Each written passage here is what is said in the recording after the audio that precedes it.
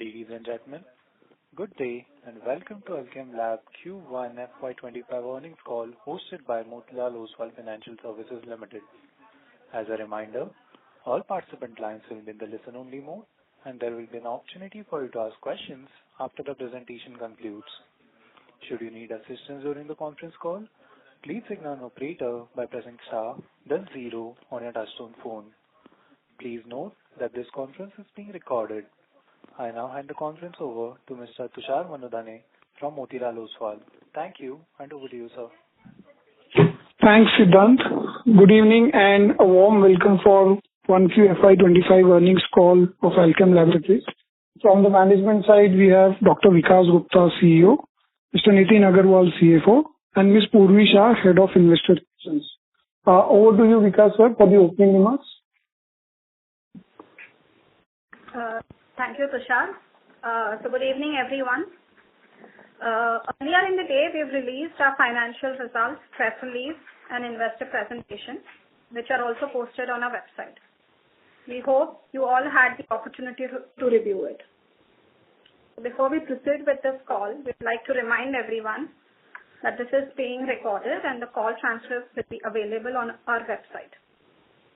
We'd also like to add that today's discussion may include certain forward-looking statements which must be viewed in conjunction with the risks that our business faces. And after the end of the call, if any of your queries remain unanswered, please feel free to contact us. I now request Dr. Vikas Gupta to discuss the quarter's highlight and future strategy. Thank you, and over to you, sir. Thank you, Purvi. Good evening, everyone. We really appreciate your presence for today's first quarter FY25 earnings call. I'll start by presenting an overview of the operational and financial achievements for the first quarter. And after this, we will be happy to answer your questions and engage in a discussion.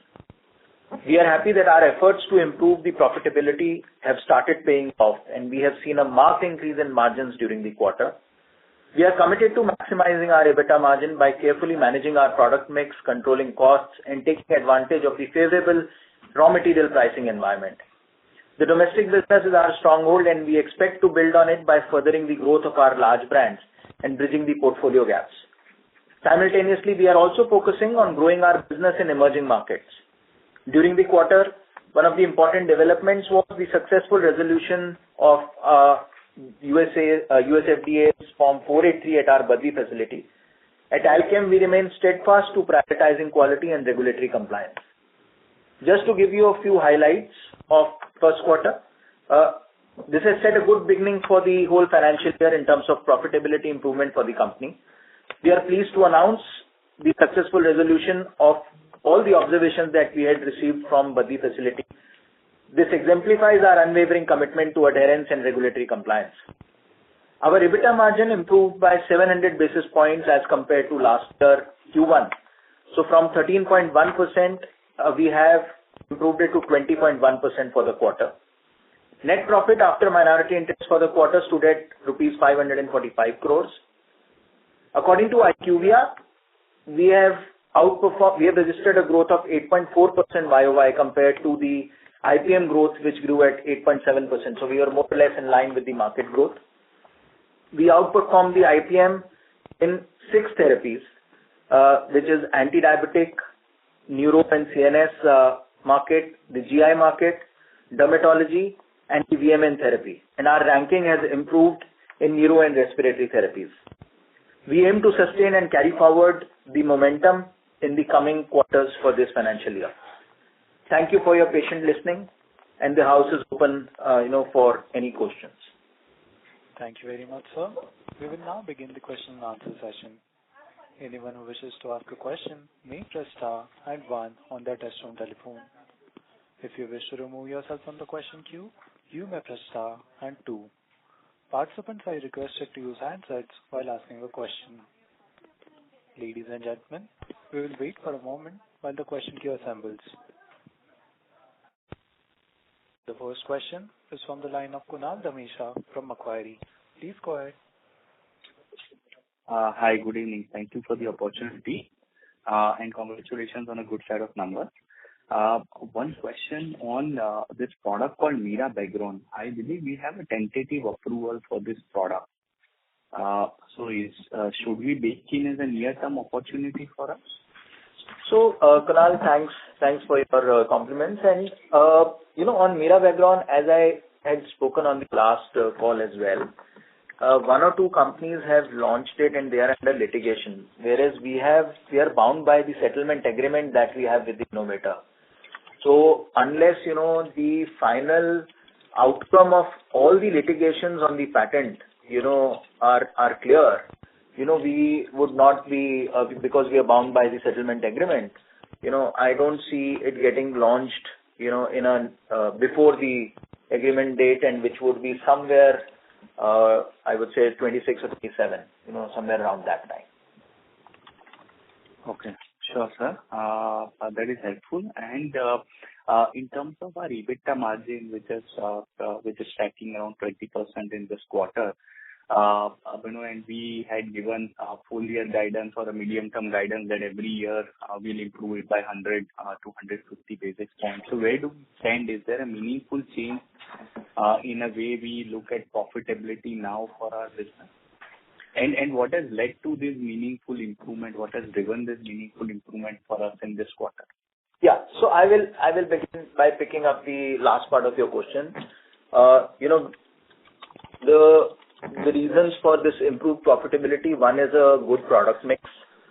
Second is, improvement in the API pricing.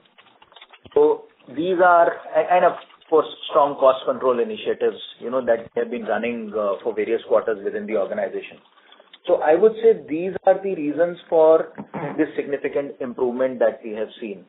As far as the overall profitability numbers, I've always maintained that we'll continuously be improving it on an annualized basis. Of course, for the yearly guidance that we have given in the past, that remains the same, which should be somewhere around a similar number, overall number that we had in the previous year as well, around 18%. Is what, we have clocked. Because as I mentioned that though operationally, we would be improving it by, say, 100 basis points year on year, but we are making investments into our new business opportunities, and that would, require some investments in the future growth opportunities. Because of that, our guidance has been close to 18%, and we maintain the same for the year, for the rest of, for the balanced part of the year as well. So on an annualized basis, we will be pretty much in line with the guidance that we have given. Sure, sir. And one last thing from my side, in terms of the forex gain or losses, can you highlight that number for this quarter and where is it baked into our numbers?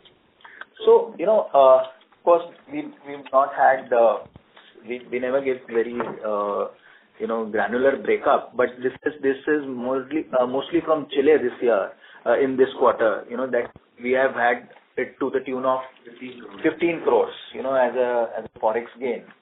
So, that is reported as part of other income. Yeah. So that is not part of EBITDA. So that features in the other operating income rather than, other income, and not in EBITDA. Sure, sir. Thank you for that and all the best. Thank you. Thank you. The next question is from the line of Bino from Elara Capital. Please go ahead. Hi, good afternoon. Just following up on the previous question on margin. For the full year, I just heard your answer to the earlier question. Does it mean for the full year EBITDA margin you are expecting similar to last year's 18% or 100 basis point improvement on top of that, which makes it 19? So what I said is that operationally, we would be improving it, but because we have new investments to make in the newer growth opportunities, and some part of it will also be, on the OPEX side, so which will dilute our EBITDA, by, say another 1%. So net, what we could arrive at should be somewhere around 18. But of course, if the API environment gets, even more favorable, then, we may look at some upside, but as is basis, currently, we are maintaining our guidance of around 18. Understood. Second, you mentioned that there was a favorable API pricing environment. Do you mind calling out a couple of APIs where there has been significant pricing reduction which has helped you? Yeah. So we had, say, for example, dapagliflozin, we had sitagliptin. These are now substantial value products for us. And we saw significant reduction in some of these, molecules on the API pricing, and we expect them to, stay there. So, for the balance part of the year. Even on the paracetamol, side, we saw some softening. Of course, not as significant as we saw on the other two. But I think these are some of the, products that I would like to call out. Understood. And finally, any change reduction in penicillin G prices that has happened in the past month? Pen G, even we are eagerly watching, like always, I would say. We are yet to see any impact of Pen G pricing, so to say. In fact, in the recent times, I am seeing that Pen G prices are even, seeing a marginal, increase. So unless we see the large Indian player coming up in market with the offerings, I don't think we are seeing softening in the China suppliers on the Pen G. Got it. Thank you very much. Yeah. Thank you. Before we take the next question, we would like to remind participants that you may press star and 1 to ask a question. The next question is from the line of Neha Manpuria from Bank of America. Please go ahead.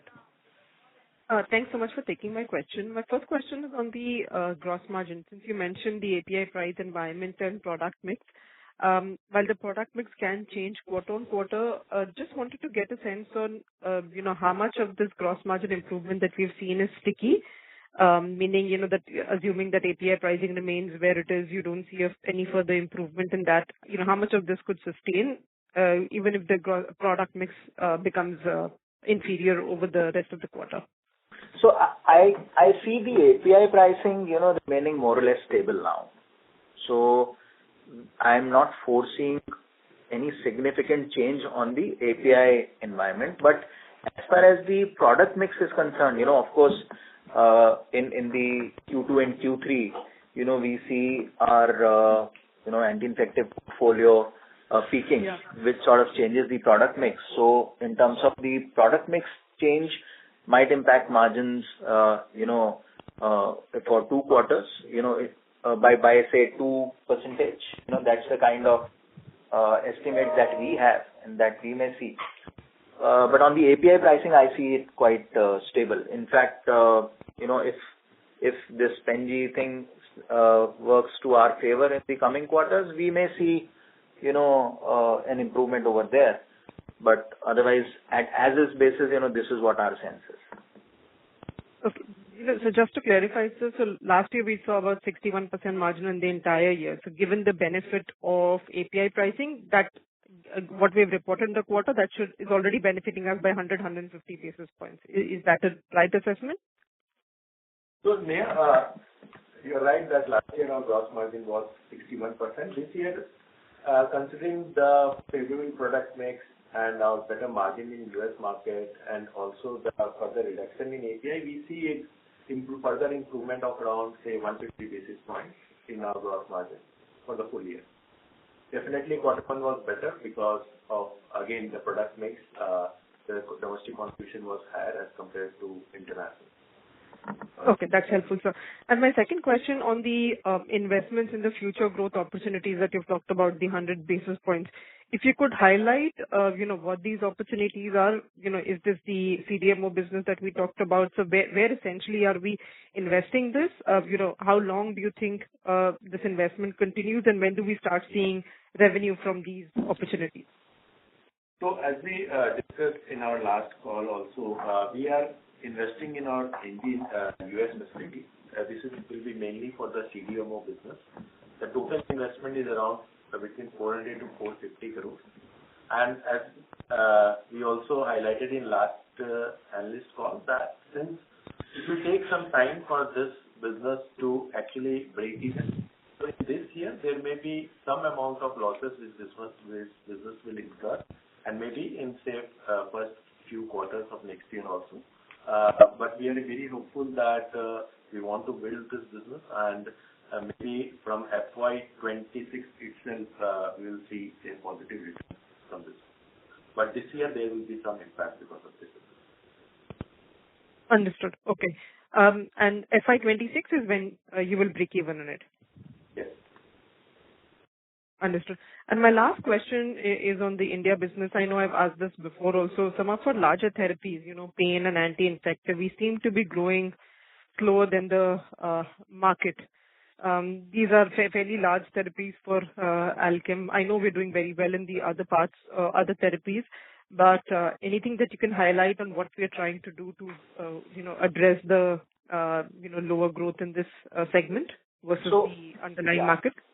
So for the past, few quarters, we had seen some market also sluggishness as far as, these therapies were concerned. I'm hopeful, and I'm seeing a trend as well in the previous quarter also. It was better than the previous the quarters before. And now I am expecting that from Q2 to Q3, we should start getting decent growths on our large portfolio, and that is why we are bullish about our overall domestic performance. So I think it's a good progress that we are making month on month, quarter on quarter, and we should see even these large therapies beginning to contribute to our overall growth. Implying that these will grow in line with the underlying market? Would that be fair to assume? Because these are our leadership positions in many of these segments. So, at least we will be in line with the market growth as far as these therapies are concerned. Yeah, sorry, sir. I must have missed this, but what's the growth guidance that we've given for the India business? Have we mentioned that? I joined the call a little late. So we've always maintained in line with the market, is what will be our growth, and which should mean that I'm expecting the market to grow somewhere between 8 to 10%, and should be similar, for us as well. All right. Thank you so much. On an annualized basis, yeah. Thank you. The next question is from the line of Virat Shah from Motilal Oswal. Please go ahead. Hi, good evening. Thank you for the opportunity. So my first question is on price volume. If you could let me know regarding the price volume and new launches growth in domestic formulation segment. So in domestic, we have had a volume growth of close to around 1.5%. We have the new launches have contributed to around 2.5%, and balances are, I would say, price growth, which is again close to 2.5%. Okay. Can you also let me know regarding the price erosion in base business for US generic? So, like I've always maintained, the US generic, is seeing a single-digit price erosion. That trend continues even for this quarter. So we are seeing, that kind of price erosion in our US businesses. Okay. And regarding Pen-G, so apart from Pen-G, how do you see the lower RM cost benefiting Alkem? So there are certain other APIs also, which I see that even going forward, we could see some softening, but this is something which is difficult to predict. So some of the API prices, the molecules that I called out on the previous question, we have seen definite reduction, and that should start, that has started showing the impact, in our numbers as well. So I would say that is more sustainable. But I'm quite hopeful that in the coming quarters, we should see, few more products where the API pricing environment should get more favorable. But I'll be able to give specifics only when they start, giving us the real benefit. Okay. And regarding the employee cost, there was a 1 billion increase in employee cost sequentially. So if you could let me know the sustainable rate which we can consider for that. So I think that is largely the inflation-related increments that we have generally for our employees. So and it is pretty much in line with what we had anticipated or budgeted for the year. There is nothing, abnormal that has come in as far as manpower increase. Okay. And if I could put in one more last question. The R&D expense, it was lower for the quarter. So how do you think for FY25 on an absolute basis it would be? So % of sales. the first quarter is always within the range of 4.1% because, most of our filings are loaded towards Q3 and Q4. So the annual spend, will be within the range of 4.5 to 5%. And in terms of absolute, we will continue to keep it under, that percentage. So that is what we have been always maintaining. Okay. Thank you so much. That's it from my side. Thanks. Thank you. The next question is from the line of Bharat Shelley from Equirus. Please go ahead. Yeah, hi. Thanks for the opportunity and congrats for the good business numbers. So I just wanted to understand on the margin guidance again. So in the last quarter, when you mentioned that we'll be maintaining 18% margin, at that time we were estimating that our gross margins will remain more or less flattish at around 61. Now, considering we are increasing our gross margin guidance to 62.5, yet our EBITDA margin guidance more or less remains same. So is there anything which I am missing out? If you look at our, last year results, the quarter one gross margin was lower compared to the other three quarters. Actually, the API prices impact we started seeing from quarter three and quarter four, and also a favorable product mix. So if you look at quarter four margin of last year, quarter three margin of last year, it was better than quarter one. And this, improvement in gross margin will continue or has continued in quarter one, and that is why we have shared that our overall guidance for the year will be 62.5. So last year was by a lower gross margin of quarter one. Right. So in the fourth quarter, when we had guided for 18% EBITDA margin, at that time we were estimating our gross margins to be around 61. Now, since our gross margin guidance has increased by 150 bps, yet our EBITDA margin guidance more or less remains same. So I am just asking why that benefit is not flowing to EBITDA. Is there any incremental cost which you are forcing? Sorry to interrupt. In our last call also, we have shared that our gross margin for the full year will be in the range of 62 to 62.5%. Okay. And on Milbitrix, actually, I thought that considering two players have already launched that drug, that would have triggered our settlement. Isn't that Yeah. So what I'm asking is, there are two players who have launched Milbitrix. Isn't that going to trigger our settlement? No. So, like I told you, they are also under litigation, and we are bound by our settlement agreement, which clearly mentions that we can launch it only when after the final outcome of all the patent laws, patent infringement that has So we will be launching it only after that. So there is a at-risk launch. I think both the players are under litigation with the innovator. So we will be waiting for the final outcome of the litigation. And because in case, let's say if those generics win that case, will it trigger our launch? See, I will just wait for all the litigations related to any patent for mirabegron to get over, and it's only after that we will be getting into the market. And there are various litigations I think that are going on for different patents with regards to mirabegron. So once we are bound by the settlement agreement in a manner that once all the litigations are over, only then we can enter the market. So that's when we will enter. Okay, that's helpful. And again on the domestic business, Mr. Bharat, we request you to get back to the question queue for any follow-up questions. The next question is a follow-up question from the line of Kunal Dhamesha from Macquarie. Please go ahead. Hi, thank you for the opportunity, sir. In terms of U.S. outlook for FY25, in terms of product launches and your growth expectation, if you could provide some color here. So, in terms of our U.S. growth, I've always maintained we are looking at a single-digit growth, from U.S. market.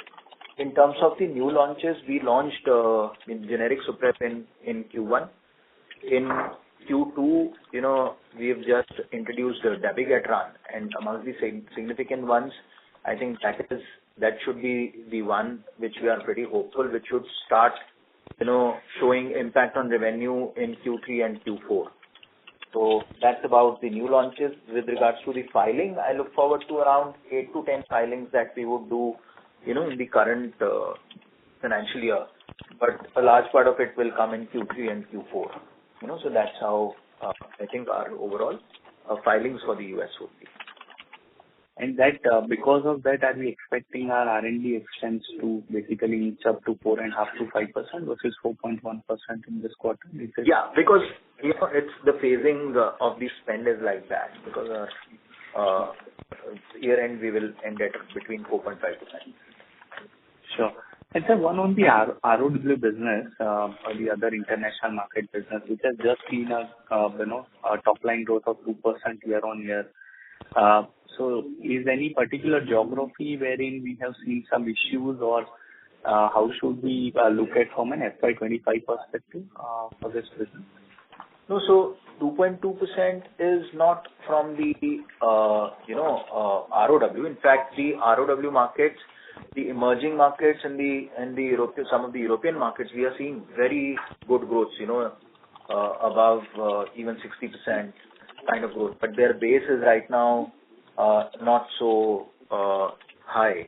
But we want to develop those markets for future, because these are the markets where we get much better profitability, as compared to the US market. So ROC is very good, from those markets as compared to the US market. And that's what we are working on building, top line from some of the non-US markets. So especially the emerging markets and the, some of the European markets. So I think that's what we are now focusing on in terms of our international business. And we will continue that focus, pretty strong. Just to add, I think you're talking about the non-US business where there was a growth of 2%. Yes. So under our non-US business, Australia and India are the two major contributors. And this year we faced some supply chain issues in Australia, and that is why the quarter growth for Australia was lower, which impacted the overall growth of a non-US market. But all the supply chain issues are being fixed, so we are very confident that this growth will jump back in the balance quarters. So this Australia issue, is it lost sales or deferred sales? How should we look at it? No, it is just for this quarter. We were unable to supply a particular product, because of our supply chain issues. And now we have resolved those issues. So in the coming quarters, we will recover large part of that sale. Sure, sir. And in terms of the penicillin G, or the, let's say, our anti-infective portfolio, are we a direct buyer from Chinese player, or are we more like buying APIs from some of the Indian player who converts penicillin G API into amoxicillin, cloxacillin? Yeah. Are you talking about supply chain G? Yeah. In Chile? Yeah, Pen. Yeah. You're talking about Chile, or you're talking about domestic market? No, domestic market, sir. So anti-infective is a big therapy for us, right? And most of our procurement is indirect. So we don't get into, component buying. But, we keep a view on various components of pricing, and the various KSMs, that are there. So that's why I said so far we haven't seen the impact of softening of these prices, from the suppliers. And as long as, as soon as the change in the KSM or intermediate prices happen, do you expect to get benefited from that? Is it correct understanding? Yeah, that's how it flows, because if our suppliers are getting some benefit, then that gets passed on, to us. So I think that's how the market works. Sure, sir. And last one from my side, with your permission. our current medical representative count for the India business, including and excluding first line managers? So 12,700 is what our count is. And managers would be over and above. Roughly 10% is what we should assume? I think we can you can send a query and we can share the right numbers with you. But I think generally it's in line with the industry. Sure, sir. Thank you and all the best. Thank you. Thank you. The next question is from the line of Madhav from Fidelity. Please go ahead. Hi, good evening. Just had one question on the international business ex of US. I think you explained why the growth was a bit soft in Q1, but last 3 years, this business has grown at 20-25% CAGR. If you look at the next 2 or 3 years, given that we are a bit of a higher base now versus what we had before, so any sense of how at what pace will this part of the business grow? Thank you. So I have maintained that non-US business we will see mid-teens kind of growth even in the coming years, and that is what we are focusing on. And we will see that coming over a period of next 2 to 3 years. And this is a mix of entering new countries and expanding in the existing markets. So it's a mix of both. Yes, it's a mix of both. Got it. And in terms of the margin pecking order, this would be a similar margin business to India or higher or lower than India? So some markets are similar to India, but some markets are lower. But at a blended level, you would see it is not as high as India, but in terms of it's not as low as US. So that's how I will say. I mean, it's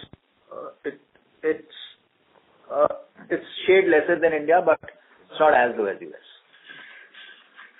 Okay, got it. Yeah. Okay, thank you. Yeah. Thank you. The next question is from the line of Saurabh Kapadia from Sundaram Mutual Funds. Please go ahead. Yeah, hi. The first on the what was the growth for trade generics in this quarter?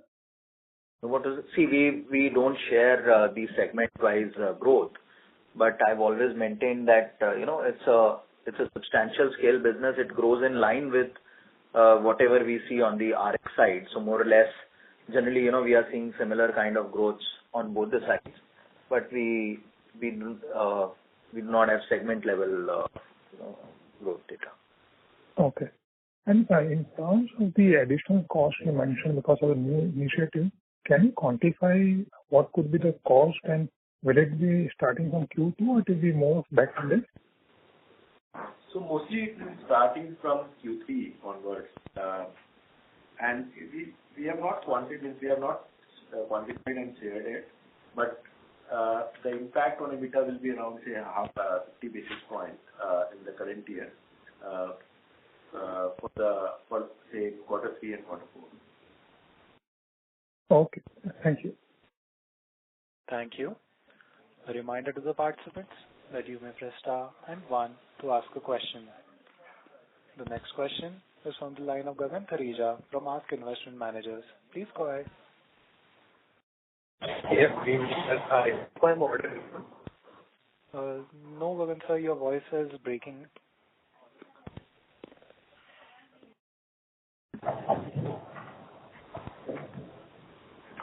Hello. Yes, Gagan sir. Yeah. Sir, my first question is around the tax rate. I think for the full year, the guidance last given was 13 to 15%. 1Q has been 11%. Should we assume that going forward in the next 3 quarters, tax rate will be 15% plus? So it will be the range of 11 to 13% for the full year. Okay. 11 to 13. So you're reducing the tax rate, right? Yes. And secondly, I mean, are you making any provisions relating to the tax demand notice that you have received? So, we have not still received any demand. So, just to give the status of the survey, income tax survey which happened. So, income tax department asked us to again file the return, and we have already refiled the returns for last 6 years. Now they will start the assessment. And once the assessment will get completed, then only we will come to know about the results. So till date we have not received any demand against the survey which has happened in last year. Okay. Right. Yes, sir. On the US business, have you launched Suprep?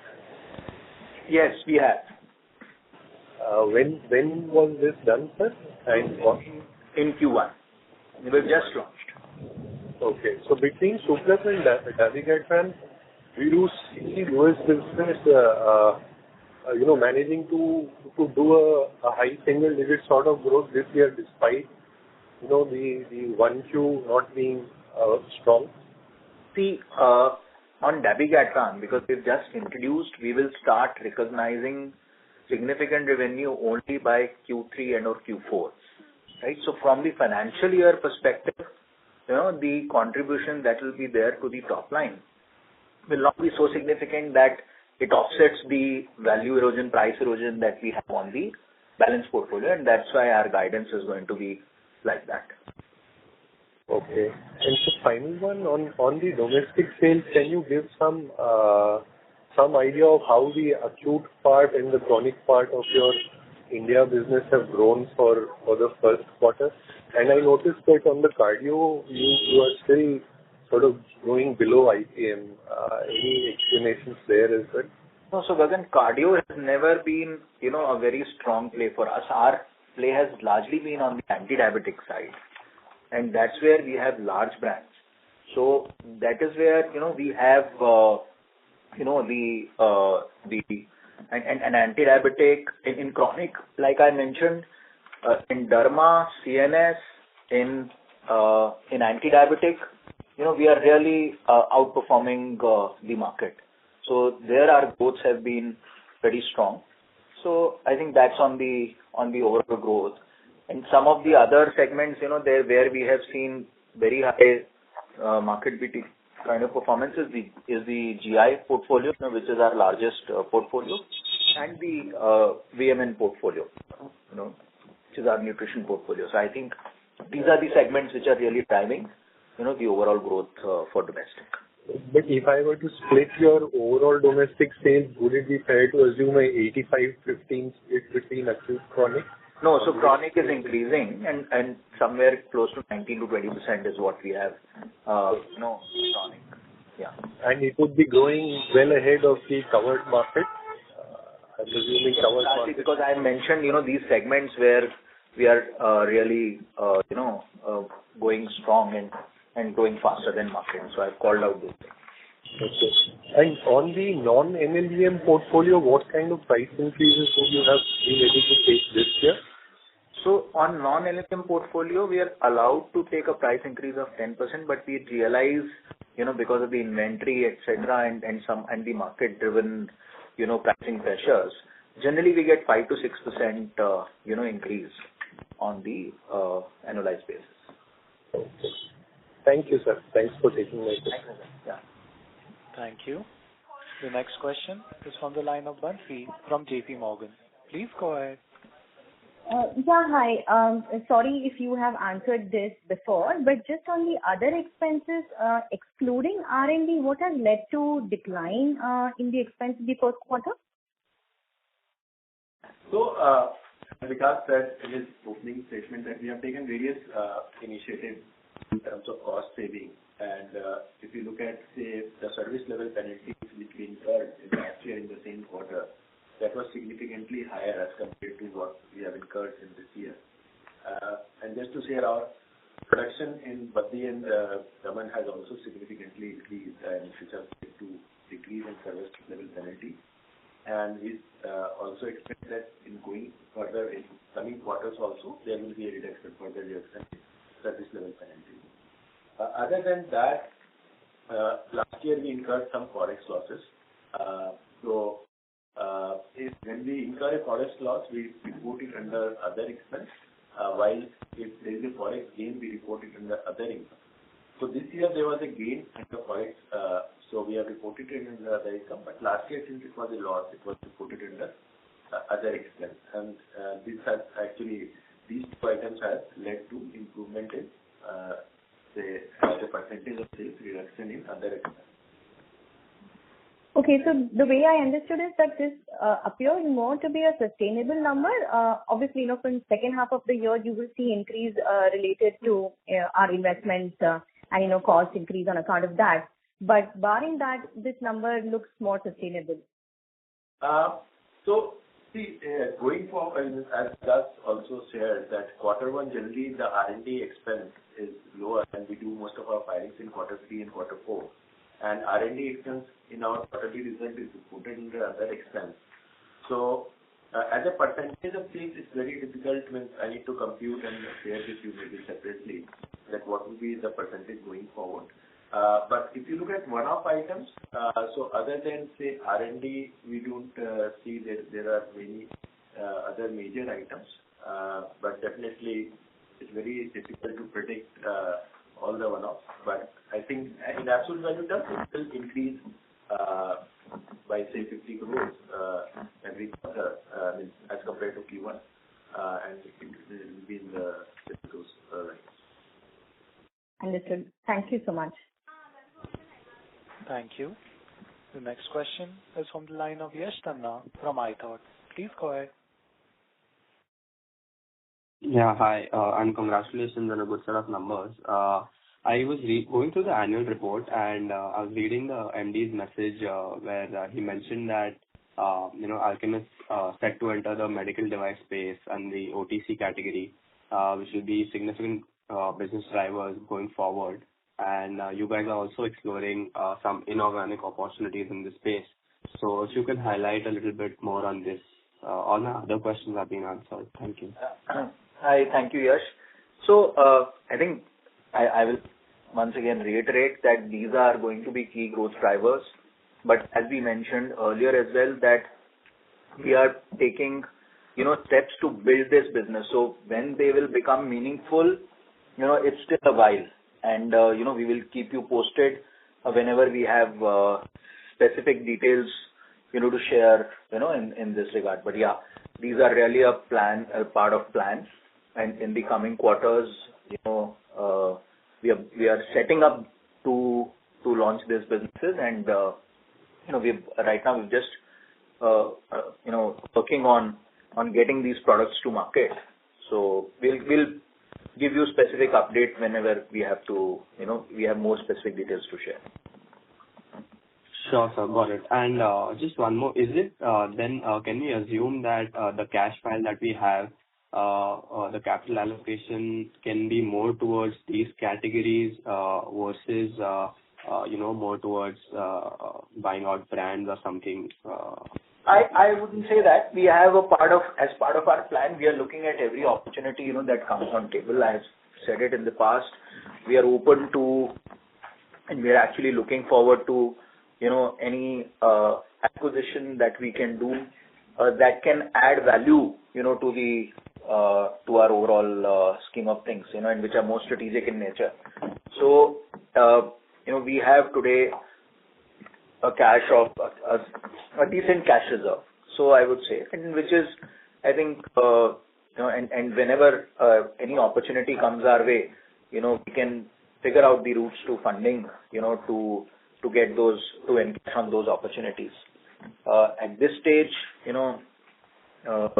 there's nothing more that I can share, but I can just tell you that there is a very strong intent to, look at inorganic options as well. Sure, sir. Got it. And best of luck, sir. Thank you. Thank you. Just to add on other expenses, like I think to the previous question I answered that there will be increase of 50 crores for the R&D expense on top of quarter one. But as we also discussed that there are other initiatives, growth initiatives which we have taken. So for those initiatives also there will be another 50, 60 crores of increase over quarter one. So altogether, other expenses may increase between say 100 to 110 crores on the base of quarter one for balance 3 quarters. Thank you very much, sir. The next question is from the line of Tushar Manudhane from Motilal Oswal. Please go ahead.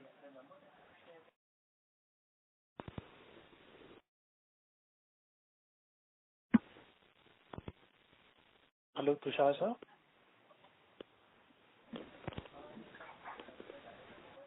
Yeah, am I audible? Yes, sir. Please go ahead. Yeah. So just on the MR strength, which has been largely stable, but as a part of cost rationalization exercise, are we going to see the reduction in number of MRs as well by the end of FY25? No. So MR is, you will see increase in productivity. That is our focus rather than reducing, people. I think there are assets and, we are seeing strong traction in our, performance because of our feet on ground. So there's no such plan, but there will be a definite increase in productivity. Understood. Of course, there is no substantial increase that we have, as part of the plan in the numbers, but we will see a improvement in productivity. Understood. And if you could share the OpEx related to Enzene Biosciences? Sorry, OpEx related to Enzene Biosciences? Yes. So in quarter one, there was this expense of around 90 crores as OpEx for Enzene, including the depreciation. 90 crores including depreciation, right? And how do you see this planning for full year FY25? It will increase a bit as we discussed that we are also building our US plant. So some amount of expenses since that plant will be operational by end of say FY25. So definitely there will be some operating expenses. So there will be against the first quarter, the balance quarter, there may be increase of 20-25%. Sorry, 20-25 crore per quarter, right? Is that or for the remaining year you said? Yes. Understood, sir. Thank you. So when I said that the other expenses will increase, so I think that is already covered. This part is already covered. So that is to do with apart from Enzene Biosciences, as in any other levers you would like to call out for increasing, let's say OpEx, which will keep the EBITDA margin at the earlier guidance level. We have also entered into medical devices. We have signed an agreement with one of companies in US from where we will get the technology for hip and knee replacement. And we are getting into this business and definitely will take some time to break even. So this business will also actually impact the EBITDA margin in the current year. Got you. So just on this medical devices, this would be more as a hospital, as in B2B products, or this would be more like an OTC product? So these are mainly currently the agreement which we have signed. We will get technology for hip and knee replacement. So we'll be dealing with through distributors. We will be promoting these products to hospitals, and hospitals will actually implant this in the patient. Understood, sir. Thanks. That's it from me. Thank you. A reminder to the participants that you may press star and 1 to ask a question.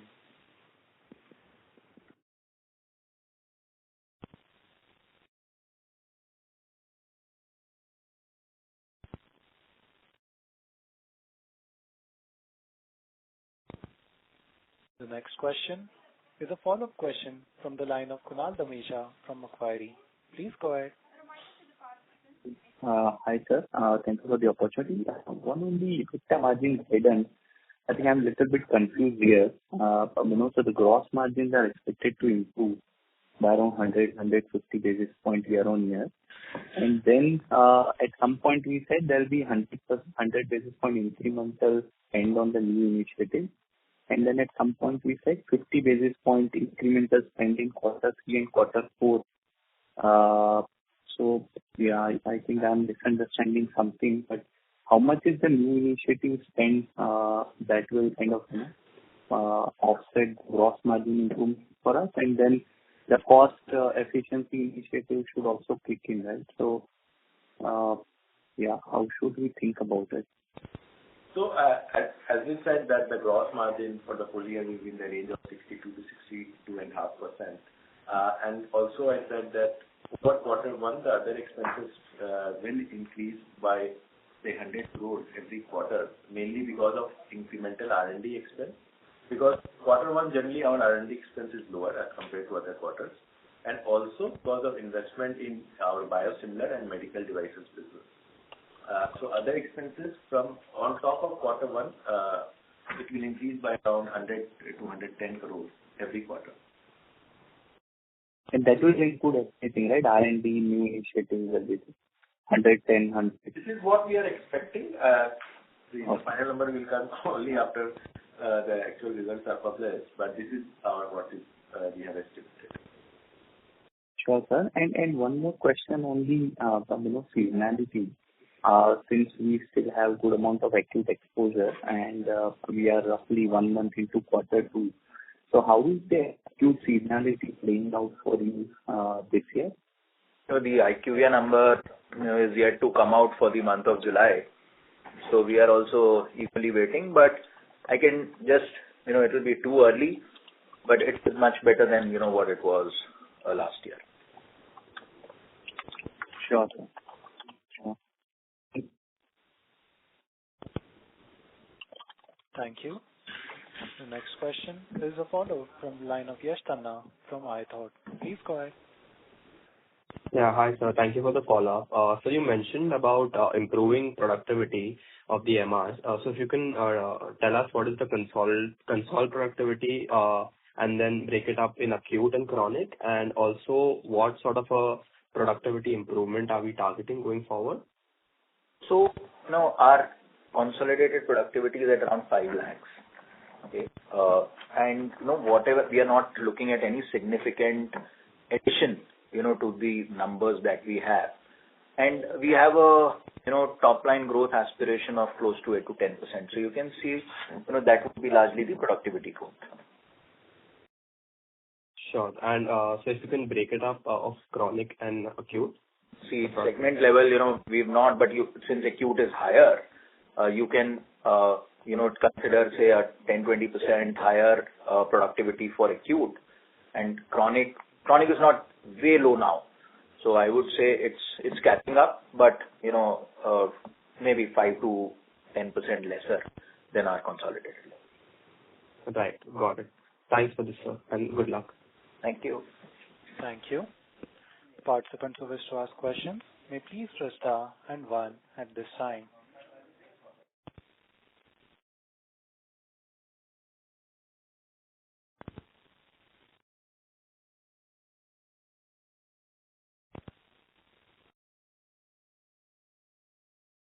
As there are no further questions, I would now like to hand the conference over to the management for closing comments.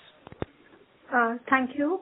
We'd like to thank everyone for participating in today's call and making this a meaningful discussion. If any of the queries still remain unanswered, please feel free to get in touch with us. Have a great weekend ahead. Thank you. Thank you. Thank you, everyone. On behalf of Motilal Oswal Financial Services Limited, that concludes this conference. Thank you for joining us, and you may now disconnect your lines.